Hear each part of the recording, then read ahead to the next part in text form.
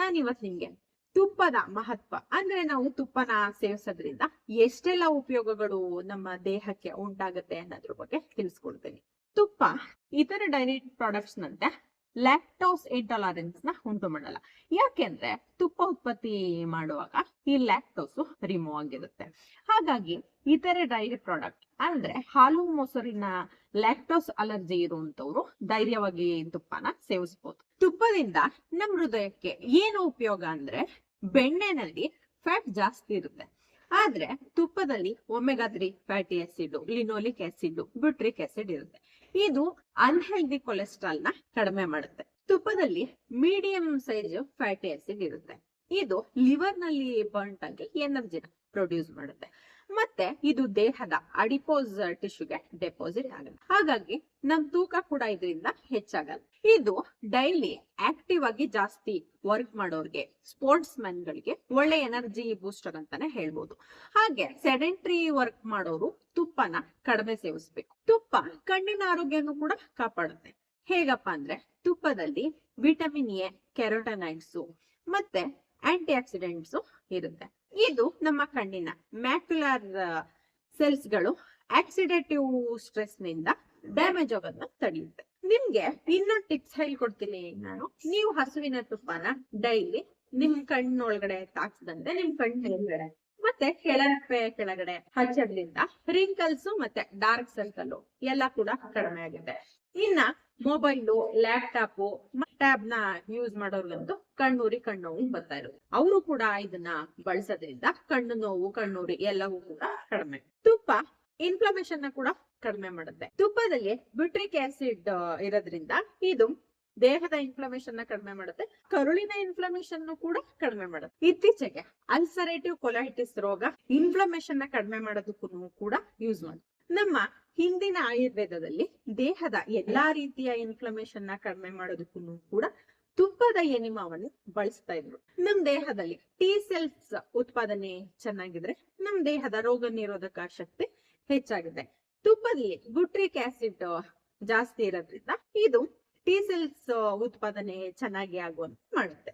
ಅದರಿಂದ ಇದು chronic disease, BP, diabetes mellitus, thyroid, cancer, kidney failure ಇರೋರ್ಗೆ ಇದು ಒಂದು ಒಳ್ಳೆ ಇಮ್ಯುನಿಟಿ ಬೂಸ್ಟರ್ ಅಂತಾನೆ ಹೇಳ್ಬೋದು. ಇದು ಟಿಬಿ ಕಾಯಿಲೆಯಿಂದ ಶ್ವಾಸಕೋಶಗಳು ಡ್ಯಾಮೇಜ್ ಆಗ್ತಾ ಇದೆ. ಆ ಡ್ಯಾಮೇಜ್ ಕೂಡ ಇದು ತಡೆಯುತ್ತೆ. ಹೋಟ್ಲುಗಳಲ್ಲಿ ಬಜ್ಜಿ, ಬೋಂಡ, ಲಾಡು, ಜಿಲೇಬಿನೆಲ್ಲ ಕಂಟಿನ್ಯೂಸ್ ಆಗಿ ಬೇಯಿಸ್ತಾನೆ ಇರ್ತಾರೆ. ಕಂಟಿನ್ಯೂಸ್ ಆಗಿ ಎಣ್ಣೆ ಕಾಯೋದ್ರಿಂದ ಅದ್ರ ಸ್ಮೋಕ್ ಪಾಯಿಂಟ್ ರೀಚ್ ಆಗಿ ಆ ಎಣ್ಣೆ ಬ್ರೇಕ್ ಡೌನ್ ಆಗಿ ಅಕ್ರಿಲಾಮೈಡ್ ರಿಲೀಸ್ ಆಗುತ್ತೆ. ಇದು ಕ್ಯಾನ್ಸರ್ ಮತ್ತೆ ನರ್ವ್ ಡ್ಯಾಮೇಜ್ ನ ಉಂಟು ಮಾಡುತ್ತೆ. ಆದ್ರೆ ತುಪ್ಪದಲ್ಲಿ ಹೈ ಸ್ಮೋಕ್ ಪಾಯಿಂಟ್ ಇರೋದ್ರಿಂದ ಇದು ಬ್ರೇಕ್ ಡೌನ್ ಆಗೋದಿಲ್ಲ, ಸೇಫ್ ಅಂತಾನೆ ಹೇಳ್ಬೋದು. ತುಪ್ಪದಲ್ಲಿ ಫ್ಯಾಟ್ ಜಾಸ್ತಿ ಇದೆ, ಇದು ದೇಹದ ತೂಕನ ಜಾಸ್ತಿ ಮಾಡುತ್ತೆ ಅಂತ ಎಲ್ರ ಮನ್ಸಲ್ಲೂ ಇದೆ. ಆದ್ರೆ ಇದು ತಪ್ಪು ತಿಳುವಳಿಕೆ. ತುಪ್ಪದಲ್ಲಿ ಕಾಂಜುಗೇಟೆಡ್ ಲಿನೋಲಿಕ್ ಆಸಿಡ್ ಇದೆ. ಇದು ನಮ್ ದೇಹದಲ್ಲಿ ಕೊಬ್ಬಿನಂಶ ಎಷ್ಟಿರ್ಬೇಕು ಅಂತ ಡಿಸೈಡ್ ಮಾಡುತ್ತೆ. ಹಾಗಾಗಿ ನಾವು ಒಂದು ಅಳತೆನಲ್ಲಿ ತುಪ್ಪನ ಸೇರಿಸಿದ್ರೆ ಯಾವುದೇ ರೀತಿ ವೆಯ್ಟ್ ಗೇನ್ ಆಗದೆ. ತುಪ್ಪದಲ್ಲಿ ಬ್ಯೂಟ್ರಿಕ್ ಆಸಿಡ್ ಇದೆ. ಇದು ನಮ್ಮ ಹೊಟ್ಟೆ ಮತ್ತು ಕರುಳಿನ ಗಟ್ ಲೈನಿಂಗ್ ಆರೋಗ್ಯ ಚೆನ್ನಾಗಿರುವಂತೆ ನೋಡ್ಕೊಳ್ಳುತ್ತೆ. ಇದರಿಂದ ಪಚನ ಕ್ರಿಯೆ ಕೂಡ ಚೆನ್ನಾಗಿ ಆಗುತ್ತೆ. ತುಪ್ಪನ ಹೆಲ್ದಿ ಫುಡ್ ಅಂತ ಕರೀತಾರೆ. ನಾವು ತುಪ್ಪನ ಸೇವಿಸಿದಾಗ ನಮ್ ದೇಹದ ಶಾಖ ಜಾಸ್ತಿ ಆಗೋದು ಆಗುತ್ತೆ. ಈ ಹೈಪೋಥೈರಾಯ್ಡಿಸಮ್ ಕಾಯಿಲೆ ಇರೋರ್ಗೆ ಕೋಲ್ಡ್ ಇಂಟಾಲರೆನ್ಸ್ ಆಗುತ್ತೆ. ಇಂಥವ್ರು ತುಪ್ಪ ಸೇವಿಸಿದಾಗ ಅವ್ರ ದೇಹದ ಶಾಖ ಹೆಚ್ಚಾಗೋದು ಆಗುತ್ತೆ. ಇಂಥವ್ರಿಗೆ ತುಪ್ಪ ಬಹಳ ಒಳ್ಳೇದು ಅಂತಾನೆ ಹೇಳ್ಬೋದು. ವಿಟಮಿನ್ ನಲ್ಲಿ ಫ್ಯಾಟ್ ಸಾಲ್ಯುಬಲ್ ವಿಟಮಿನ್ ಅಂದ್ರೆ vitamin A, D, E, K ಮತ್ತೆ ವಾಟರ್ ಸಾಲ್ಯುಬಲ್ ವಿಟಮಿನ್ ಅಂದ್ರೆ ವಿಟಮಿನ್ ಬಿ ಕಾಂಪ್ಲೆಕ್ಸ್ ತುಪ್ಪದಲ್ಲಿರುವ ಹೆಲ್ದಿ ಫ್ಯಾಟ್. ಅಂದ್ರೆ ಫ್ಯಾಟ್ ಸಾಲ್ಯುಬಲ್ ಅಂದ್ರೆ vitamin A, D, E, K ಇದೆಯಲ್ಲ, ಇದನ್ನ ಕರುಳಿನಲ್ಲಿ ಚೆನ್ನಾಗಿ ಹೀರಿಕೊಳ್ಳುವುದಕ್ಕೆ ಸಹಾಯ ಮಾಡುತ್ತೆ. ಈ vitamin A, D, E, K ನಮ್ಮ ದೇಹದ ಒಟ್ಟು ಆರೈಕೆಗೆ ಬಹಳ ಮುಖ್ಯ. ನಿಮ್ ಮುಖ ಏನಾದ್ರೂ ಒಡೆದಿದ್ರೆ ನೀವು ಮುಖಕ್ಕೆ ತುಪ್ಪನ ಸವರ್ಕೊಳ್ಳೋದ್ರಿಂದನೂ ಕೂಡ ಈ ಒಡೆದಿರೋದೆಲ್ಲ ಕಡಿಮೆ ಆಗುತ್ತೆ. ಹಾಗೆ ಕೆಲವ್ರಿಗೆ ತುಟಿ ಒಡೆದು ರಕ್ತ ಬರ್ತಾ ಇರುತ್ತೆ ಮತ್ತೆ ತುಟಿ ಉರಿತಾ ಇರುತ್ತೆ. ಇಂಥವ್ರು ತುಪ್ಪನ ಆಗಾಗ್ಗೆ ಸವರ್ಕೊಂಡ್ರು ಕೂಡ ಈ ಒಡೆದಿರೋಂಥದ್ದು, ಉರಿ ಬರೋದು ಎಲ್ಲವೂ ಕೂಡ ಕಡಿಮೆ ಆಗುತ್ತೆ. ಹಾಗೆ ಕೆಲವ್ರಿಗೆ ಪಾದಗಳು ಅಂದ್ರೆ ಹಿಂಡಿ ಒಡೆದಿರುತ್ತೆ. ಇಂಥವ್ರು ಕೂಡ ನೀಟಾಗಿ ಕಾಲ್ನ ತೊಳೆದ್ಬಿಟ್ಟು ತುಪ್ಪ ಸವರಿದ್ರು ಕೂಡ ಈ ಹಿಂಡಿ ಹೊಡೆದಿರುವಂತದ್ದು ವಾಸಿಯಾಗುತ್ತೆ. ಅದೇ ರೀತಿಯಾಗಿ ಸಕ್ಕರೆ ಕಾಯಿಲೆ ಇರೋರಿಗೆ ಅಂದ್ರೆ ನಮ್ಮ ಕಾಲಿನ ಪಾದ ಅಂತ ಏನ್ ಹೇಳ್ತೀವಿ ಅದು ತುಂಬಾ ಉರಿ ಬರ್ತಾ ಇರುತ್ತೆ. ಇಂಥವ್ರು ಪ್ರತಿದಿನ ರಾತ್ರಿ ನೀಟಾಗಿ ಕಾಲ್ನ ತೊಳ್ಕೊಂಡು ತುಪ್ಪನ ಸವರ್ಕೊಂಡು ಪ್ಲಾಸ್ಟಿಕ್ ಕವರ್ ಕಟ್ಕೊಂಡು ಮಲ್ಕೊಳ್ಳೋದ್ರಿಂದನೂ ಕೂಡ ಈ ಪಾದ ಉರಿಯೋದೇನಿರುತ್ತೆ ಅದೆಲ್ಲವೂ ಕೂಡ ಕಡಿಮೆ ಆಗುತ್ತೆ. ಅದೇ ರೀತಿಯಾಗಿ ತುಪ್ಪದಲ್ಲಿ ಆಂಟಿ ಇನ್ಫ್ಲಮೇಟರಿ ಪ್ರಾಪರ್ಟಿ ಇರೋದ್ರಿಂದ ಸೈನೋಸೈಟಿಸ್ ಇರೋರು ತುಪ್ಪನ ಬಳಸೋದ್ರಿಂದ ಸೈನೋಸೈಟಿಸ್ ಸಮಸ್ಯೆನೂ ಕೂಡ ಶೀಘ್ರವಾಗಿ ಗುಣ ಆಗುತ್ತೆ. ತುಪ್ಪನ ಒಂದು ಅಳತೆನಲ್ಲಿ ಪ್ರತಿದಿನ ಸೇವಿಸೋದ್ರಿಂದ ಅದರಲ್ಲಿರುವಂತಹ ಆಂಟಿ ಇನ್ಫ್ಲಮೇಟರಿ ಗುಣಗಳಿಂದ ಸೊಂಟ ನೋವು, ಮಂಡಿ ನೋವು, ರುಮಟೈಡ್ ಆರ್ಥರೈಟಿಸು, ಕೀಲುಗಳ ನೋವು ಮತ್ತೆ ಮಾಂಸಖಂಡಗಳ ಸೆಳೆತ ಅಂದ್ರೆ ವಾಯು ಹಿಡ್ಕೊಂಡಿದೆ ಅಂತ ಏನ್ ಹೇಳ್ತೀವಿ, ಈ ಎಲ್ಲಾ ನೋವುಗಳು ಕೂಡ ಕಡಿಮೆ ಆಗುತ್ತೆ. ಉಸಿರಾಟ ನಳಗಳ ಅಲರ್ಜಿ, ಇನ್ಫೆಕ್ಷನ್ ಆಗಿ ಕಫ ಕಟ್ಟೋದು, ಉಸಿರಾಟಕ್ಕೆ ತೊಂದರೆ ಆಗೋದು ಎಲ್ಲ ಉಂಟಾಗುತ್ತೆ. ನಾವು ತುಪ್ಪನ ಸೇವಿಸೋದ್ರಿಂದ ಶ್ವಾಸನಾಳದ ಮ್ಯೂಕಸ್ ಮೆಂಬ್ರೇನ್ ಇನ್ಫ್ಲಮೇಷನ್ ಕಡಿಮೆ ಆಗೋದ್ರಿಂದ ಈ ಮೇಲೆ ಹೇಳಿದ ಎಲ್ಲಾ ಸಮಸ್ಯೆಗಳು ಕೂಡ ನಿವಾರಣೆ ಆಗುತ್ತೆ. ತಾಯಂದ್ರು ತಮ್ಮ ಮಕ್ಳಿಗೆ ತಿಂಡಿನ ಮಾಡಿಕೊಡುವಾಗ ತುಪ್ಪದಿಂದ ಹುರಿದು ಮಾಡಿಕೊಡ್ತಾರೆ. ಇದು ಬೆಸ್ಟ್ ಮೆಥಡ್ ಅಂತಾನೆ ಹೇಳ್ಬೋದು. ಯಾಕೆಂದ್ರೆ ತುಪ್ಪನ ಕಾಯಿಸಿದಾಗ ಅದು ಅತಿ ಹೆಚ್ಚು ಶಾಖನ ತಡೆದುಕೊಳ್ಳುವಂತ ಶಕ್ತಿನ ಹೊಂದಿದೆ. ಆದ್ರಿಂದ ಇದು ಫ್ರೀ ರ್ಯಾಡಿಕಲ್ಸ್ ನ ರಿಲೀಸ್ ಮಾಡಲ್ಲ.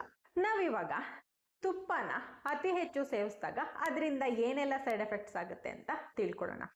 ತುಪ್ಪ ನಮ್ಮ ಹೃದಯದ ಆರೋಗ್ಯಕ್ಕೆ ಬಹಳ ಒಳ್ಳೆಯದು. ಹಾಗಾಗಿ ನಾವು ಒಂದು ಅಳತೆನಲ್ಲಿ ಸೇವಿಸಿದ್ರೆ ಏನೂ ತೊಂದರೆ ಆಗಲ್ಲ. ಆದ್ರೆ ನಾವು ಅತಿ ಹೆಚ್ಚು ತುಪ್ಪನ ಸೇವಿಸಿದಾಗ ನಮ್ಮ ದೇಹ ಅದರ ಪೋಷಕಾಂಶಗಳನ್ನ ಹೆಚ್ಚು ಹೀರ್ಕೊಂಡಾಗ ನಮ್ಮ ದೇಹದಲ್ಲಿ LDL ಕೊಲೆಸ್ಟ್ರಾಲ್ ಜಾಸ್ತಿ ಆಗುತ್ತೆ. ತುಪ್ಪ ತಯಾರಿಸುವಾಗ ಅತಿ ಹೆಚ್ಚು ಶಾಖದಿಂದ ತುಪ್ಪದಲ್ಲಿರುವಂತಹ ಕೊಲೆಸ್ಟ್ರಾಲ್ ಆಕ್ಸಿಡೈಡ್ಸ್ ಆಗಿರುತ್ತೆ. ಆದ್ರಿಂದ ನಾವು ಜಾಸ್ತಿ ತುಪ್ಪ ಸೇವಿಸಿದಾಗ ಹೃದಯಕ್ಕೆ ಮತ್ತೆ ರಕ್ತನಾಳಗಳಿಗೆ ತೊಂದರೆ ಉಂಟು ಮಾಡುತ್ತೆ. ಹೆಚ್ಚು ಕೆಲಸ ಮಾಡದೇ ಇರುವಂತವ್ರು ಅಂದ್ರೆ ದೈಹಿಕ ಚಟುವಟಿಕೆಗಳಲ್ಲಿ ತೊಡಗದೇ ಇರುವಂತವ್ರು ಜಾಸ್ತಿ ತುಪ್ಪ ಸೇವಿಸೋದ್ರಿಂದ ಅವ್ರ ದೇಹದ ತೂಕ ಹೆಚ್ಚಾಗುತ್ತೆ. ನಾನಿವಾಗ ನಿಮ್ಗೆ ಯಾವ್ಯಾವ ವಯಸ್ಸಿನವರು ಒಂದಿನಕ್ಕೆ ಎಷ್ಟು ತುಪ್ಪನ ಸೇವಿಸಬಹುದು ಅಂತ ತಿಳಿಸ್ಕೊಡ್ತೀನಿ. 1 ರಿಂದ 3 ವರ್ಷದವರು ಒಂದಿನಕ್ಕೆ 2.5 ml ಇಂದ 7.5 ml ವರೆಗೆ ಸೇವಿಸಬಹುದು. ಅದೇ ರೀತಿಯಾಗಿ 4 ವರ್ಷದಿಂದ 12 ವರ್ಷದವರೆಗೆ 5 ml ಇಂದ 10 ml ಅಷ್ಟು ತುಪ್ಪನ ಒಂದಿನಕ್ಕೆ ಸೇವಿಸಬಹುದು. ಇನ್ನು 12 ವರ್ಷ ಮೇಲ್ಪಟ್ಟವರು 5 ರಿಂದ 10 ml ಒಂದಿನಕ್ಕೆ ತುಪ್ಪನ ಸೇವಿಸಬಹುದು. ಅದೇ ರೀತಿಯಾಗಿ ಅಡಲ್ಟ್ಸ್ ಅವರ ಫಿಸಿಕಲ್ ಆಕ್ಟಿವಿಟಿಗೆ ತಕ್ಕಂತೆ 5 ರಿಂದ 10 ml ಒಂದಿನಕ್ಕೆ ತುಪ್ಪನ ಸೇವಿಸಬಹುದು. ಇನ್ನು ಆಕ್ಟಿವ್ ಅಡಲ್ಟ್ಸ್ ಅಂದ್ರೆ ಜಾಸ್ತಿ ಓಡಾಡ್ಕೊಂಡು ಕೆಲಸ ಮಾಡುವಂತವ್ರು, ಮತ್ತೆ ಜಮೀನಲ್ಲಿ ಕೆಲಸ ಮಾಡುವಂತವ್ರು, ಮತ್ತೆ ಬೆಳಗಿನ ಹೊತ್ತು ಜಾಗಿಂಗ್ ಮಾಡುವಂತವ್ರು, ವಾಕಿಂಗ್ ಅಲ್ಲ. ಯಾಕೆಂದ್ರೆ ವಾಕಿಂಗ್ ಅಲ್ಲಿ ಜಾಸ್ತಿ ಎನರ್ಜಿ ಬರ್ನ್ ಆಗಲ್ಲ, ಜಾಗಿಂಗ್ ಮಾಡೋರಲ್ಲಿ ಎನರ್ಜಿ ಜಾಸ್ತಿ ಬರ್ನ್ ಆಗುತ್ತೆ. ಇಂಥವ್ರು ಮತ್ತೆ ಸ್ಪೋರ್ಟ್ಸ್ ಮ್ಯಾನ್ಗಳು ಅಂದ್ರೆ ಕ್ರೀಡಾಪಟುಗಳು, ಇಂಥವ್ರು ಒಂದಿನಕ್ಕೆ 10 ರಿಂದ 15 ml ತುಪ್ಪನ ಸೇವಿಸೋದು ಒಳ್ಳೇದು. ಇನ್ನು ಎಲ್ಡರ್ಲಿ ಪೀಪಲ್ ಅಂದ್ರೆ ವಯಸ್ಸಾದವರು 60 ವರ್ಷದ ಮೇಲ್ಪಟ್ಟಂತವ್ರು ಒಂದಿನಕ್ಕೆ 2.5 ml ಇಂದ 5 ml ಅಷ್ಟು ತುಪ್ಪನ ಸೇವಿಸಬಹುದು. ಇನ್ನು ಪ್ರತಿ 100 ಗ್ರಾಮ್ ತುಪ್ಪದಲ್ಲಿ ಏನೇನ್ ಕಂಟೆಂಟ್ಸ್ ಇರುತ್ತಪ್ಪ ಅಂದ್ರೆ 0.5 ಗ್ರಾಮ್ ನೀರಿರುತ್ತೆ, ವಿಟಮಿನ್ A, D, E ಇರುತ್ತೆ, ಮತ್ತೆ ಒಮೆಗಾ 3 ಫ್ಯಾಟಿ ಆಸಿಡ್ ಇರುತ್ತೆ, 900 ಕ್ಯಾಲೋರಿ ಎನರ್ಜಿ ಇರುತ್ತೆ. ಇದಿಷ್ಟು ತುಪ್ಪದಿಂದ ನಮಗೆ ಸಿಗುವಂತಹ ಲಾಭಗಳು. ಈ ವಿಡಿಯೋ ನಿಮ್ಗೆ ಇಷ್ಟ ಆಗಿದೆ ಅಂತ ಭಾವಿಸಿದೀನಿ. ಇಷ್ಟ ಆಗಿದ್ರೆ ಯೂಟ್ಯೂಬ್ ಚಾನಲ್ ನ ಸಬ್ಸ್ಕ್ರೈಬ್ ಮಾಡ್ಕೊಳ್ಳಿ, ಲೈಕ್ ಮಾಡಿ, ಶೇರ್ ಮಾಡಿ, ಕಮೆಂಟ್ ಮಾಡಿ. Thank you.